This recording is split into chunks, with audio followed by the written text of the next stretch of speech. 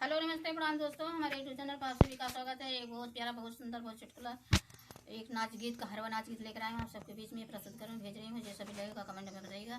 अच्छे लगे तो लाइक सब्सक्राइब आप लोग जरूर कर लीजिएगा। हमारे चैनल को सपोर्ट दीजिएगा, ज़्यादातर हमारे वीडियो को शेयर करिएगा। फुल आवाज़ के साथ साथ हमारे वीडियो में बने रहिएगा। और जैसे आप लोग नए हैं तो हमारे चैनल को लाइक सब्सक्राइब आप लोग प्लीज़ कर लीजिएगा। गाने चल रही हूँ नाच गीत का, एक बार आनंद जरूर उठाइएगा। कहरवा नाच गीत है, कहरवा नाच गीत है।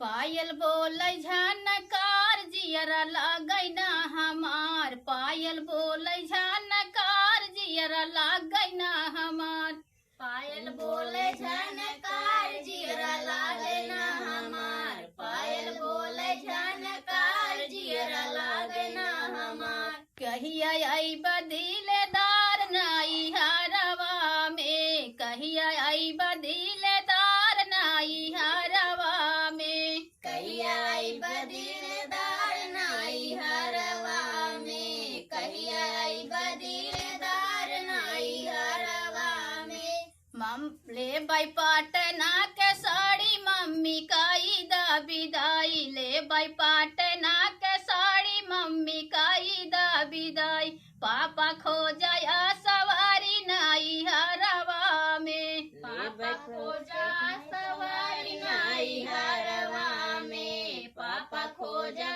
सवारी नाई हरवा में। पापा खो जाया सवारी नाई हरवा में, पापा खो जाया सवारी नाई हरवा में, पापा खोजा सवारी नाई हरवा में, पापा खोजा सवारी नाई हरवा में। पायल बोलै झनकार जियरा लागै ना हमार, पायल बोलै झनकार जियरा लागै ना हमार, पायल बोले झनकार जियरा लागे ना हमार, पायल बोले झनकार जियरा लागे ना हमार।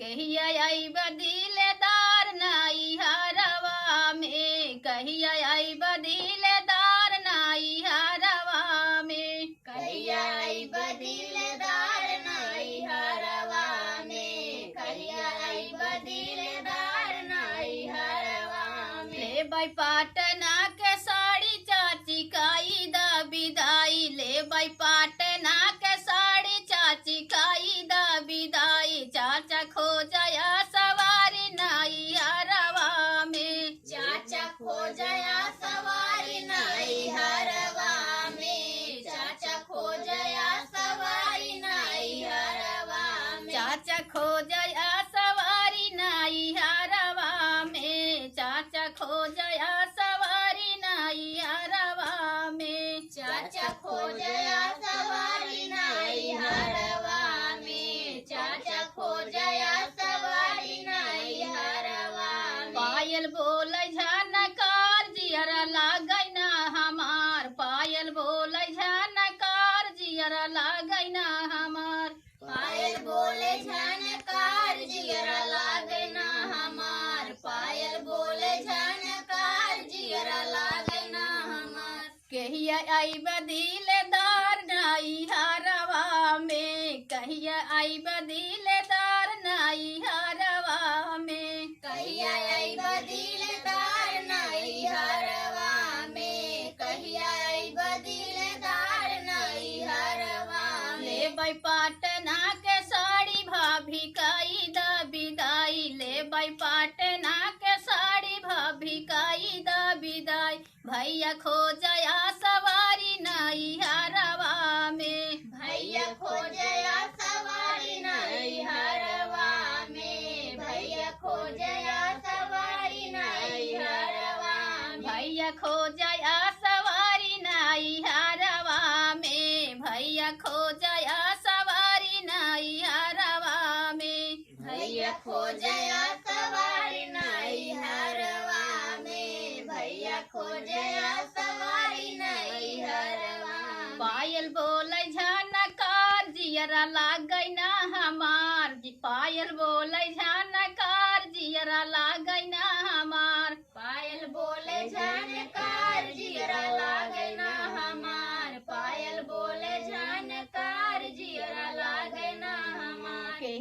आई बदिलेदार नाई हरवा में, कहिया आई बदिलेदार नाई हरवा में, कहिया आई बदिलदार नाई हरवा में, कहिया आई बदिलदार नाई हरवा में। ले भाई पाटना के साड़ी दीदी काई दा विदाई, ले भाई पाटना के साड़ी दीदी काई दा विदाई, जीजा खो जाया सवारी नाई हरवा में, जीजा खो जया सवारी नाई हरवा में, जीजा खो जया सवारी नाई हरवा में, जीजा खो जाया सवारी नाई हरवा में, जीजा खो जाया सवारी नाई हरवा में, जीजा खो जया सवारी नाई हरवा में, जीजा खो जया सवारी नाई हरवा में। पायल बोलै झनकार जियरा लागै ना